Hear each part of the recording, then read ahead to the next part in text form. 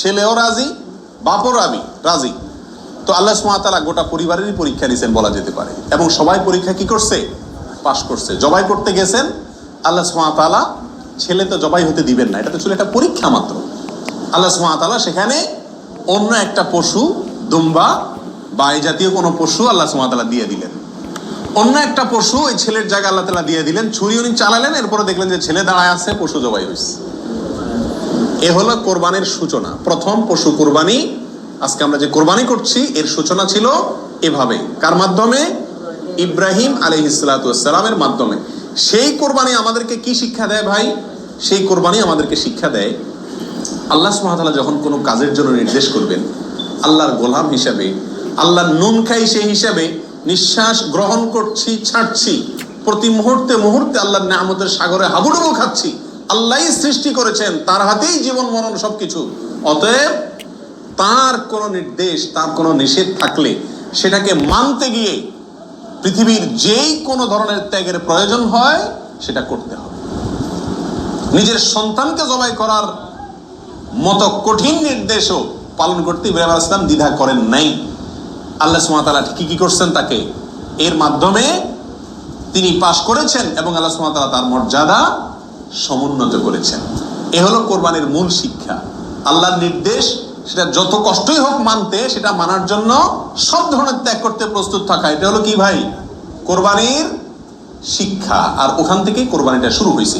এরপরে আল্লাহ সুবহানাহু ওয়া তাআলা সেটাকে পৃথিবীর মানুষের জন্য ওই স্মৃতিকে, ওই আদর্শকে রেখে দিয়েছেন। এখন আমরা পশু কোরবানি করছি, কিন্তু এটার শুরুতে কিন্তু পশু কোরবানি ছিল না। মূলত এটা শুরুতে ছিল নিজের সকল কামনা, বাসনা, ভালোবাসা সবকিছুকে আল্লাহর নির্দেশের সামনে কি করে দেওয়া?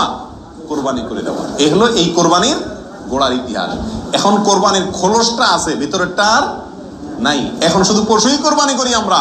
নিজের ভেতরকার পশুত্ব, আমিত্ব, মনের খাহেশ, প্রবৃত্তি, এটাকে আর কি করি না? জবাই করি না। আল্লাহ তাআলা আমাদের সবাইকে কোরবানির আসল যে ইতিহাস সেটা থেকে শিক্ষা গ্রহণ করে এমনভাবে কোরবানি করার তৌফিক দান করুন, যেই কোরবানি প্রকৃত অর্থেই কোরবানি হয়, যেই কোরবানি আমাদের জান্নাতে যাওয়ার কারণ হয়, মাধ্যম হয়, সেইভাবে কোরবানি করার এবং কোরবানির সেই ইতিহাস থেকে আল্লাহ তাআলা আমাদেরকে শিক্ষা গ্রহণ করার তৌফিক দান করুন। প্রিয় ভাইয়েরা, 3 নম্বর প্রশ্ন হলো, কোরবানি কি জরুরি কোনো বিধান নাকি ঐচ্ছিক? অর্থাৎ কোরবানি কি সবার জন্য করা জরুরি, নাকি কোরবানি সুন্নাত, নফল, মুস্তাহাবে জাতীয় কোনো আমল? তো এই বিষয়ে বলবো যে এই ক্ষেত্রে ওলামায়ে কেরামের 2টি প্রসিদ্ধ মত আছে। ওলামায়ে কেরামের অনেকেই বলেন যে কোরবানি করা এটা সকলের জন্য জরুরি। যাদের সামর্থ্য আছে, ঈদের দিন, কোরবানি ঈদের দিন অথবা পরবর্তী দিনগুলোতে যেগুলোতে কোরবানি করা যায়, এই সময়ের ভিতরে যার কাছে নেশাব পরিমাণ টাকা আছে, তার জন্য কোরবানি করা ওয়াজিব, জরুরি, বাধ্যতামূলক। না করলে গুনাহ হবে। এটা অনেক ওলামায়ে কেরামের মত। তাদের দলিল, সংক্ষেপে শুধু দলিলগুলো হালকা হালকা টাচ করে যাই। মুসনাদে আহমদ, ইবনে মাজাহ, মুস্তাদরাকে হাকিম এবং আরো অনেক কিতাবে একটা হাদিস বর্ণিত হয়েছে, যে হাদিসকে মুহাদ্দিসিনে কেরাম সহিহ বলেছেন। আল্লামা আলবানী রাহিমাহুল্লাহ নিজে হাদিসকে সহিহ বলেছেন। সেটা হলো এই, নবী রাসূলুল্লাহ সাল্লাল্লাহু আলাইহি ওয়াসাল্লাম বলেছেন, মান ওয়াজাদা সাআতান আন ইউদাহিয়া ওয়া লাম ইউদাহি ফালা ইয়াকরাবান্না মুসাল্লানা।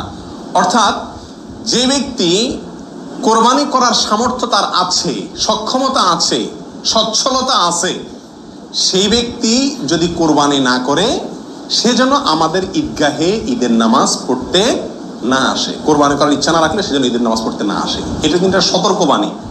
শরীয়তে এই ধরনের নির্দেশ সুন্নাত নফলের ক্ষেত্রে করা হয় না, ফরজ ওয়াজিবের ক্ষেত্রেই সাধারণত করা হয়। এটা হলো অন্যান্য যুক্তি।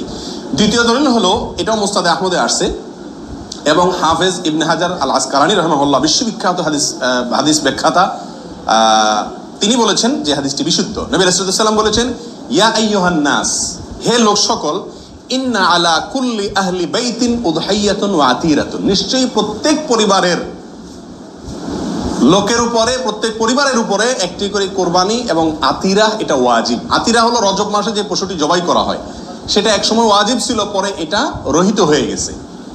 তো এখানে নবী রাসূলুল্লাহ সাল্লাল্লাহু আলাইহি ওয়াসাল্লামের ভাষা হলো ইন্না আলা কুল্লি আহলি বাইতিন, প্রত্যেক পরিবারের উপরে কোরবানি করা জরুরি। জরুরি, আলা এই শব্দটি জরুরি অর্থ বোঝানোর জন্যই আসে। এটিও বিশুদ্ধ হাদিস। তাহলে আরো অনেকগুলো হাদিস আছে এই জাতীয়, যে হাদিসগুলোর আলোকে ওলামায়ে কেরামের একটা অংশ বলেন যে এই কোরবানি ওয়াজিব। ইমাম আজম আবু হানিফা রাহিমাহুল্লাহর মত এটা। এর বিপরীতে অনেক ওলামায়ে কেরাম বলেন কোরবানি করা ওয়াজিব নয়, এটা সুন্নাতে মুআক্কাদা। সুন্নাতে মুআক্কাদা মানে কি? সুন্নাত কিন্তু খুবই গুরুত্বপূর্ণ সুন্নাত, বিনা কারণে এটা ছাড়া মাকরুহ, অপছন্দনীয়, ভালো কাজ নয়। সুন্নাতে মুআক্কাদা এবং ওয়াজিবের সাথে খুব বেশি তারতম্য নাই, কাছাকাছি গুরুত্বের বিচারে প্রায়। সাহাবীদের ভিতরে অনেক প্রসিদ্ধ সাহাবী তারা কোরবানি করতেন না, ওয়াজিব মনে করবে মানুষ এই ভয়, এরকম কোনো বর্ণনা পাওয়া যায়।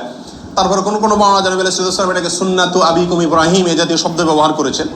এসব কারণে ওনারা সুন্নাত বলেন, সুন্নাতে মুআক্কাদা বলেন। যাই হোক, সর্বসাকুল্যে এই কোরবানি খুবই গুরুত্বপূর্ণ একটি বিধান, এটা হলো নিশ্চিত। ওয়াজিবের মতটা গ্রহণ করলে এটা বেশি সতর্কতা হয় এবং ইখতিলাফ এবং মতপার্থক্যের ঊর্ধ্বে উঠা যায়, এবং অনেকগুলো বর্ণনার পক্ষে রয়েছে।